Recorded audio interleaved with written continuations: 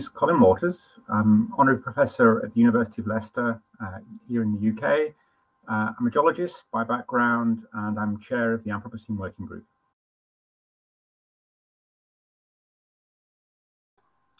The term Anthropocene was first formulated by someone called Paul Crutzen, who's a Nobel laureate chemist, who suggested back in 2000 that he felt that humanity had changed the planet to such a degree that we're now living in a new geological time interval called the Anthropocene. Technically, we're still living in something called the Holocene.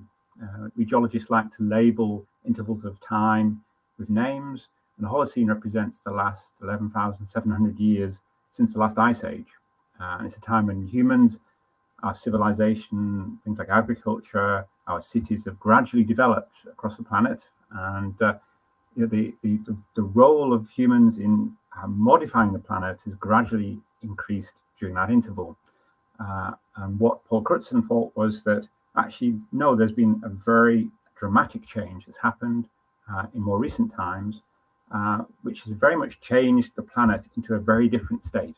It's no longer the planet that we've experienced over the last 12,000 years. Around about 1950, that everywhere on the planet was showing significant changes happening around about 1950. And this is an interval time which has now been termed the Great Acceleration.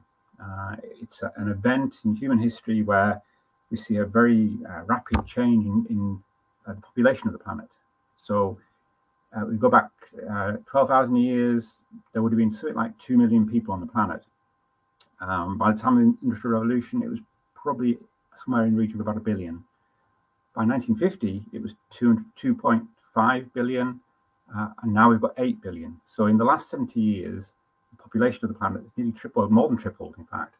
And it's not just the huge increase in population across the planet, it's that population is striving to have a better standard of life. So there's this increase in consumerism.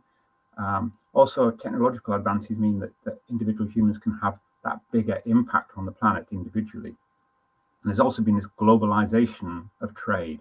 So things have been transferred across the planet. That has big influences on things like transfer of various biological species across the planet as well. There's been a sort of transfer of species across from continent to continent, which is something that in geological history was only possible when continents collided. And now humans are able to transfer species across the planet very rapidly. The standard practice in geology when trying to define a geological time unit is to find a specific location and a specific point in that location which represents that point of change. So literally you can put your finger on where the planet changes from one time interval to the next.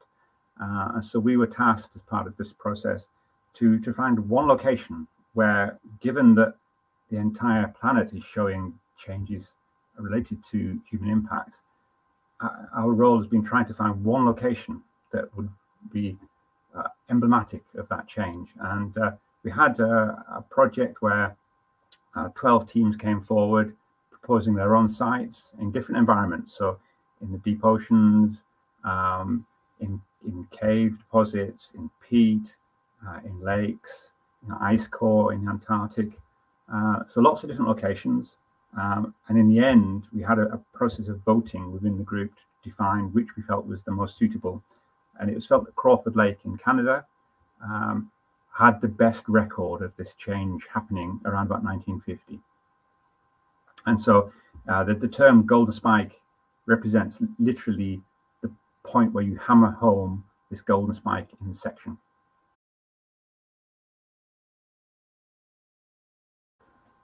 I come from a part of Northern England which has a long history of mining, and in a place called the Lake District in Northern England.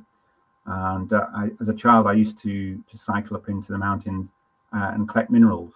So some quite exotic minerals, some very pretty greens and blue minerals that I just collected, not from understanding, just because I thought it's fascinating. And it wasn't until I got to about the age of 17, I actually started doing geology at school, and so very late in my school career, and actually went away from a sort of a planned life of working in finance and economics to suddenly thinking geology was where I was really interested. And so I then took that as a degree and then carried on right through and then had a job. And I worked for 30 years at the Geological Survey here in the UK, producing geological maps. So I was literally just going out into the countryside and trying to work out what the geology was.